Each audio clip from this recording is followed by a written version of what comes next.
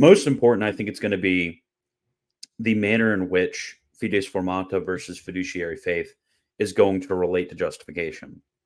Because for you guys, and this is something which is novel, I think I'm comfortable saying that it's novel. You're going to say that fiduciary faith is a moral instrument of apprehending the righteousness of Christ, which is extrinsic to you.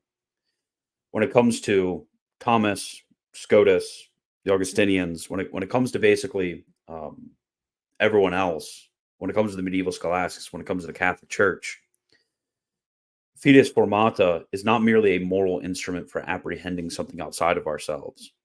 Rather, it is truly and properly the formal cause of justification. So we are just because we have fides formata as a meritorious cause. Meritorious cause can be used in many senses.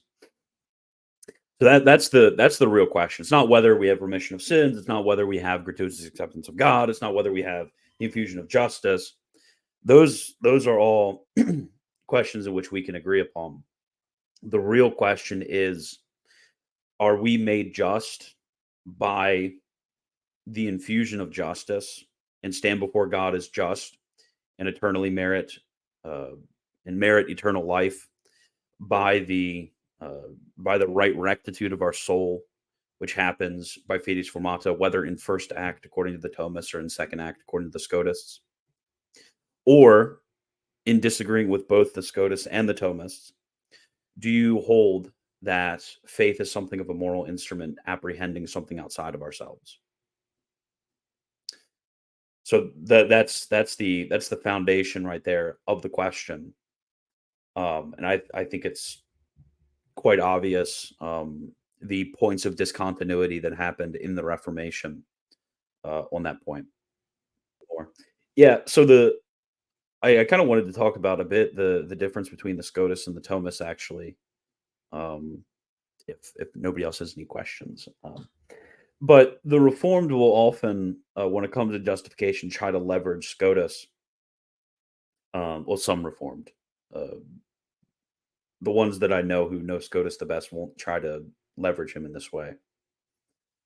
But basically, Scotus, because of a different view of divine volition, held that the justice within us, rather than in first act, so basically considered antecedently to the volition of God in his ordained power, that in first act there is nothing which is adequate or at least proportioned to the reward of beatitude. But they do hold that in second act, so that God in his divine volition has made fides formata, especially charity, to be such a thing as to constitute justice. So for the Scotists, it's really a question of the relationship of the divine will. We would say that, fides formata is justice because it is such a thing. And the Scotus would say, well, fides formata is justice because God simply has made it to be such a thing. So when we say that it's a formal cause, all we're saying is that it is such a thing. That's all we're saying. So we agree on that point of what is taught at the Council of Trent. We just disagree kind of on how we get there. And then second, there's also difference on what constitutes sanctifying grace.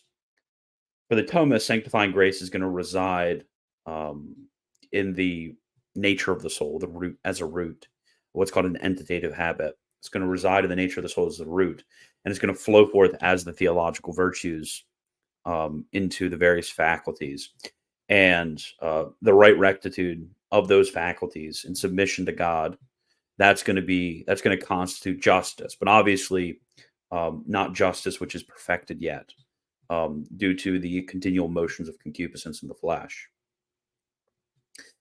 So, whereas on the other hand, the Scotists are a bit different, because for the Scotists, they have a differing view on the relationship between the faculties and nature of the soul. Because Thomists, we believe that the nature of the soul is really distinct from its faculties. Whereas um, when it comes to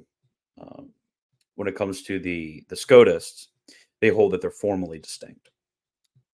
So, from the fact that they hold that it's formally distinct, that obviously places a problem with um, having a distinct entitative habit of sanctifying grace, which is in the root or nature of the soul.